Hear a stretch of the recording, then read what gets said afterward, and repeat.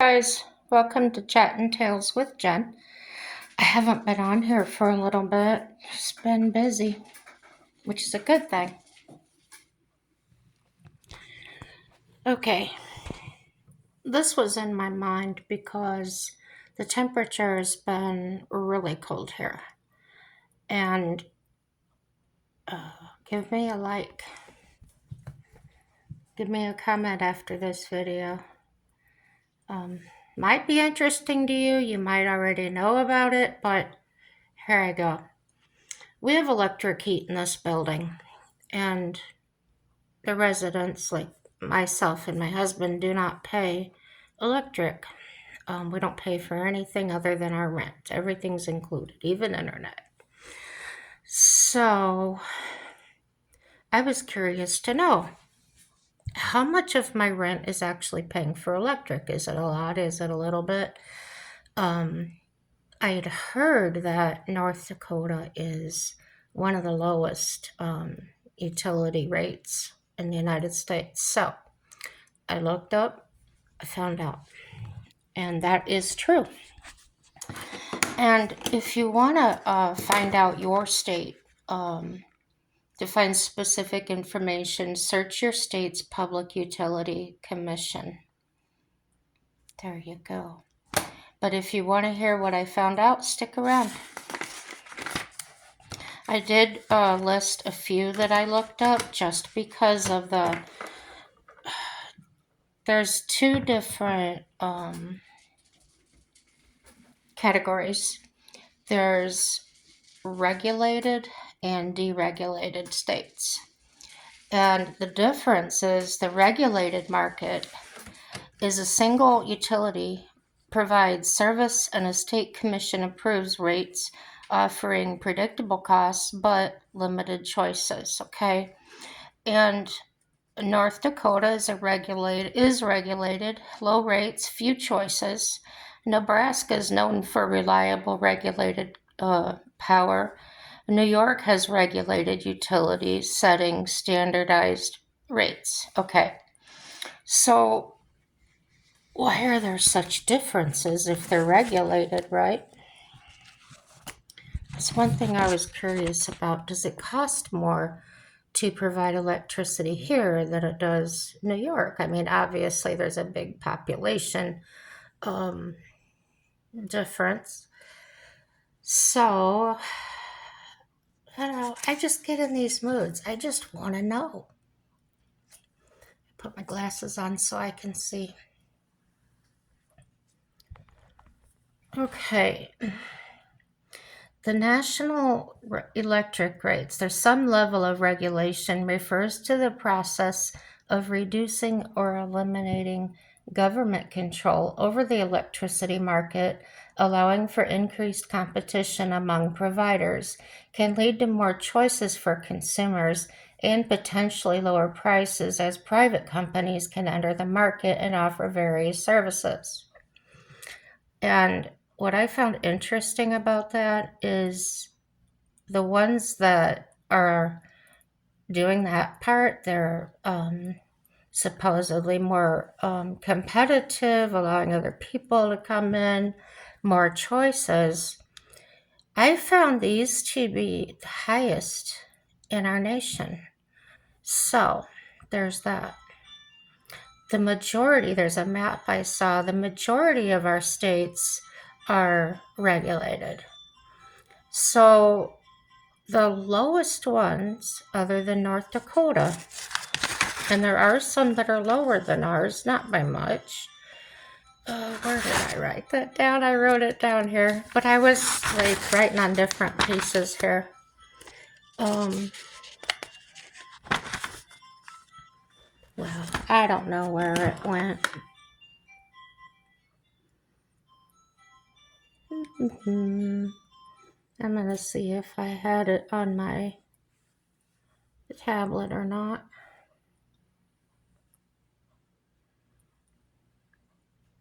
Well, we'll just do this. Okay, for example, okay. California, which is a deregulated state, they allow more competition and supposedly to lower everybody's rates. The average electricity cost is 30.63 cents.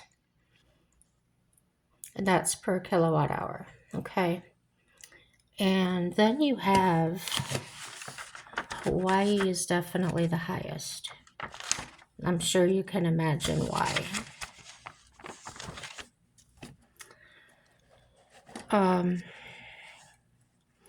Texas is a deregulated, but it's only 15.84 cents kilowatt hour.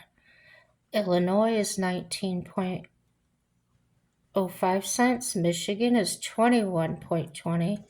Ohio 17.61. Connecticut is a whopping 30.29 cents. Massachusetts is another 30 cents. And Maine is 28.25 for an example, okay? And then you have, what are some of these regulated ones? Let's see.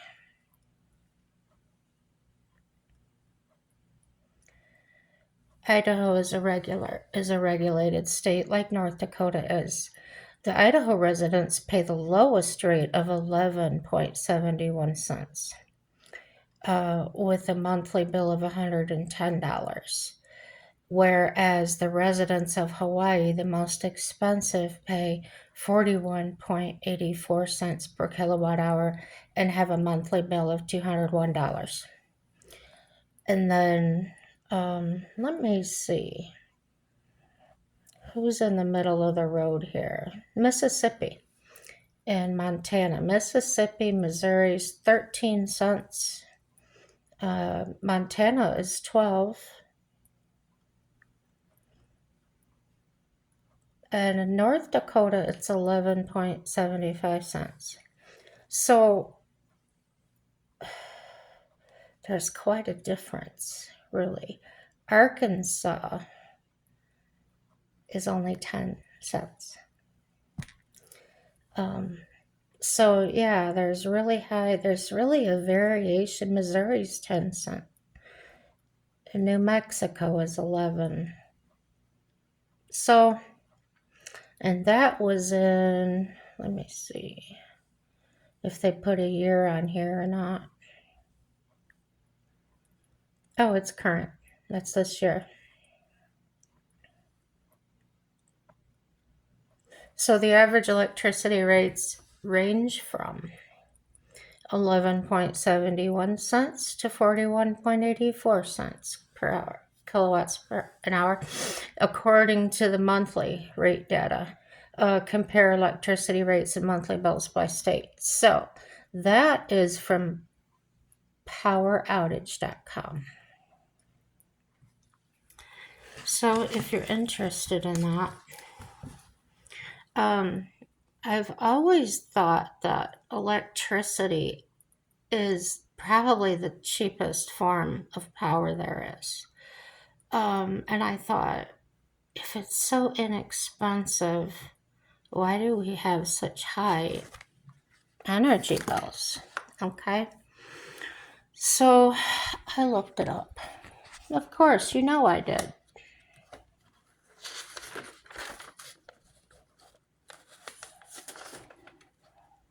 I think I read more in the tablet than I did write down. It's all in here. I remember what I read, which is a good thing. Let's see. How much is it to make electricity? You want to know? If you don't, I don't care. Okay. Now, I'm going to tell you capital M, capital W, and a small h, okay? What that means is megawatt hours, okay? So the lowest cost renewables, onshore wind, is $24 to $86 the MWH.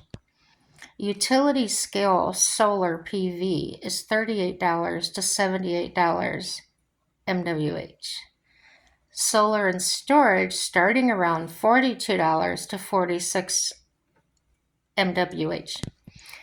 And mid-range fossil fuels, existing gas plants, $24 to $39 MWH it's the cheapest option. New combined cycle gas, $48 to $109 a megawatt hour. And existing coal plants is $31 to 114 MWHs. The higher cost is fossil and nuclear. The coal, parentheses, new builds, $71 to $173. Geothermal is $61 to $109, and nuclear new builds, $141 to $228. And it can be very high. Now, where I worked, I think I've mentioned it before, the campground I worked at was located close to the Cook nuclear plant there in New Buffalo, Michigan. And we had workers that came in. And I sat around some campfires, and I met a nuclear physicist or two, and learned quite a bit. They make a lot of money. They make so much money that they have to travel between nuclear plants because not one nuclear plant can afford to keep one all the time. And I found that really interesting. They would tip me for bringing them a tank of propane. They would pay for the propane $100, and in the wintertime, I would get tips of $200, $300. So I'm sure they made a whole lot of money. I didn't get it. They never told me an actual number, but they're giving those kind of tips. They're not hurting. They lived in the big motorhomes. I visited inside. They've got recliners in them. They're like a house. Just beautiful. And nice people. I guess I'd be super nice too if I made a lot of money. So I imagine that could add to the cost. Plus, I imagine, insurance and overhead. Basically overhead. And the nuclear plant there, I don't know if they've replaced it yet, but way back then in 2003, when I worked there, it needed to be replaced. It was having some issues. So, yeah, I imagine that the cost would be higher for nuclear. They also have to plan ahead for the breakdowns or the having to replace plants. Makes sense to me. So then I wanted to know, I see a lot of nomaders and that use solar panels on their vehicles, their campers, whatever. So I was curious to know, is it legal to create your own electricity? Of course, I wouldn't know how to do that, but there's probably a YouTube video. Somebody's probably doing it. But it's not legal. It's generally legal and encouraged to make your own electricity for personal use, like solar, wind, but you must follow local rules, get permits, and safely connect to the grid if desired, as illegal backfeeding or unpermitted. My body is weird. Or unpermitted setups are dangerous and prohibited, while federal state laws support self-generation rights against utility interference. So, back where I lived in Indiana, in the county I lived, I had an old broken down windmill, and it was not operable. It was just basically wood sitting there with some pipes, not even going into the ground, okay? But because it was there, pieces of it were standing upright, I got a break on my taxes. Imagine that. So that would be interesting to find out if you had that. Um, Grid connection, net metering. You can often connect to the utility grid, net metering, to send excess power back, but this requires utility approval and proper equipment. That's something I've never heard of. Interesting. Legality and rights. U.S. laws like California's Solar Rights Act protect your right to generate your own power, solar, wind, etc., for your property. Permits and codes. You must obtain necessary permits. So you got to pay for that stuff. They're going to get you one way or another. Electrical building and adhere to the National Electric Code, the NEC, for safety and grid interconnection. So the safety and backfeeding.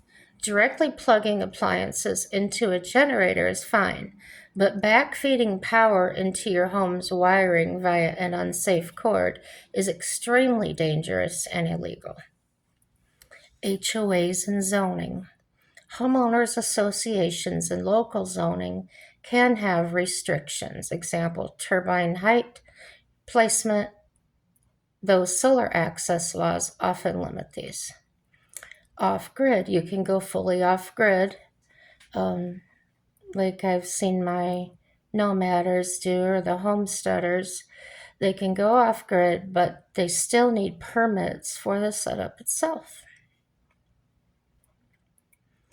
Now, if you're out in the middle of nowhere, I don't know who's going to come check, but so you have a right to generate your own power, but it's not a free for all. Think of it like building a shed. You own the materials and the right to build, but must follow local codes for size, placement, and safety. I watched a video where these folks went and they bought a little plot of land and they wanted to make their tiny house there. And they got everything, they got the zoning, they got everything done. And they went and bought one of those, I call them a park model.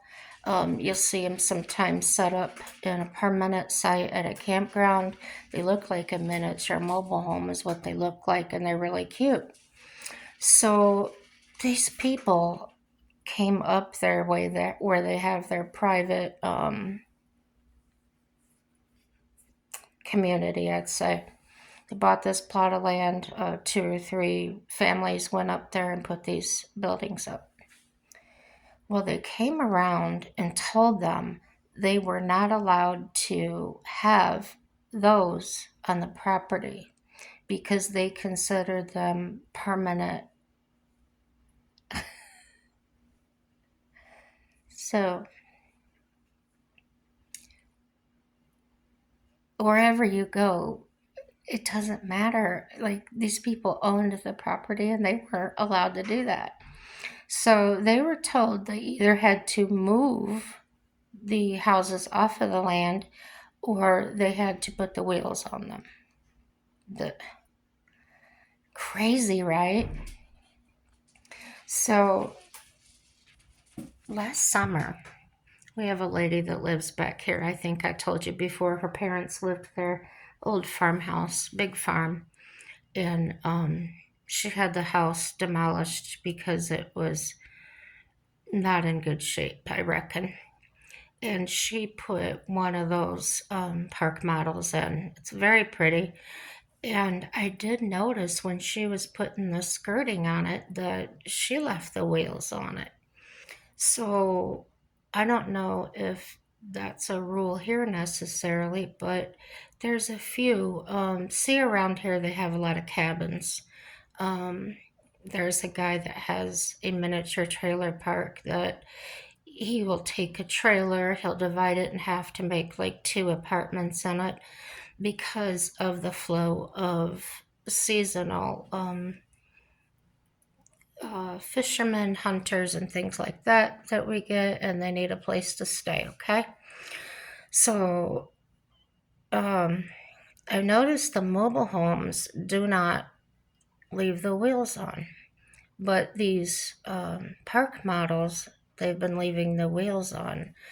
We have a couple of them in town here that I've noticed they keep the wheels on them. They have skirting and insulation underneath, but I just thought it was kind of different. Maybe that's a law I'll look up one of these days. Don't need to make a video on it, but I just find it interesting the different quirks in different counties and states and things. So when I hear politicians talking, maybe they want to cut energy costs and things. Pay attention if you're in a regulated or deregulated state. So, like here in North Dakota, we're regulated, but there's an overseer of that. So, yeah. And yeah, they're voted in. I don't remember their title. I'm not on that page anymore. So if you want to know, I told you where to look. I'm not going to repeat it because it's not in front of me, guys. So other than that, I have been dealing with the stomach issue. Still, it's not as bad. It's less often. The doctor did my blood work and everything came back normal. Even my kidney function has improved by a couple of points. So that's good. It didn't go the other way. So that's what I look for, stay the same or get better. And so whatever I'm doing is the right thing. So I'm gonna go see a stomach doctor and try and find out why I'm not losing any weight, why I'm doing everything I should do. They say diet and exercise, and I'm doing that for a long time, about a year, um, maybe a little longer than a year. And I have, at one point, I was down 30 pounds, and I wasn't even dieting at that time. And now I'm back up to where I have just lost 9 pounds of my starting weight. So, the doctor thinks something's different. At least I've got a doctor that listens. I've talked about that before. I'm not being dismissed. I'm not being told, oh, you just eat too much. Um, they are believing me. So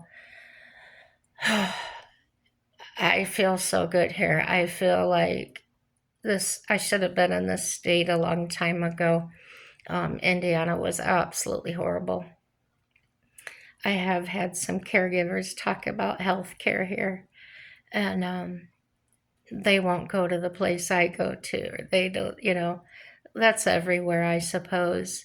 Um, but I just told them, if you think this is bad, go to Indiana. Is it that bad there? Absolutely. And I told them, they told me I had frontal lobe atrophy. The front of my brain was dying, and they told me this and they told me that. And when I get up here and I see specialists and everything, they're practically crossing their eyes at me like, who told you that? And I said, well, they get my records from Indiana, and they're just confused. They're like, where did they get this information from? They didn't even run a test for that. They just write this stuff in there. So I'm imagining that at some point, somebody wrote in there that I was schizophrenic. I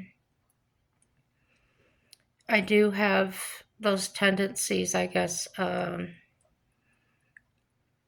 such a mild form of it. But I asked my therapist the other day about, or I told her, I think I told you this story.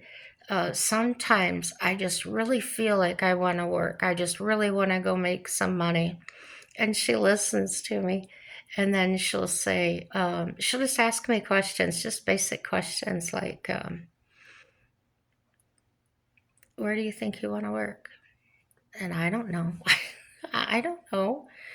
And I can't even remember the questions, but within two or three questions, I'm like, I can't. And she'll say to me, no, you can't work. And not telling me I can't, but just asking me questions. And after that, I quickly realized that no, I can't get along with people. As you probably figured out, um, when I'm working with just trying to get my vehicle fixed or something, I have situations, issues, and problems. So I'm managing them for the first time ever in my life. I had three of my illnesses come together at one time. That was a really hard, really difficult thing to experience. See how to explain it. I felt depressed. I felt sad. I felt like crying. So that was depression I was feeling. And then I started feeling anxiety, like the urge to go, the urge to do, just to get out, um, running. So the depression was holding me still. The anxiety's trying to tell me to go. And out of nowhere, the PTSD comes in. And I start feeling imaginary, like if you've ever felt someone get close to you, just that, that presence in the air, if they get this close, you can almost feel the heat from their hand. So my PTSD stems from abuse. So my mind is reacting to things like they're hitting me, like they're going to hit me from the back. So I'm ducking and I'm looking behind me, um, because those are the sensations. So if you can imagine all this going on at the same time, it was crazy. I don't ever want to experience that again. Um, the other illnesses I have is like major mood disorder and a few others that I don't want to talk about. I don't want them to wake up. And the medication works. And the way I dealt with that was I started using the tools that my therapist had given me about bringing myself into the moment, placing my feet flat on the floor, um, concentrating on feeling the floor beneath my feet, and saying to myself, you're okay, you're all right, you're loved, you're cared about, just different things that I could do. And I hugged myself. And I got through it. I am really proud of myself for doing that. I did tell my prescriber when I went to see her the other day about it, and how it freaked me out. And she said, that's kind of rare. She said, but she had heard of that happening to other people. And she asked me how I dealt with it. I told her, but she said, that's really good. So I'm proud of that. And I'm sorry if you didn't want to hear that, but maybe there's somebody out there that would like to hear that. Use your tools. If you're going to therapy, use those tools they gave you. Um, there is a person that I watch that suffers from mental illness, and she's actually created an app that's going to come out in January. When I find it, she hasn't revealed the name of it yet. So when I find out, I will put it on here. And no matter what, everything's going to work out for our good. Even the electric bills, I don't know. Have a happy day. Bye bye.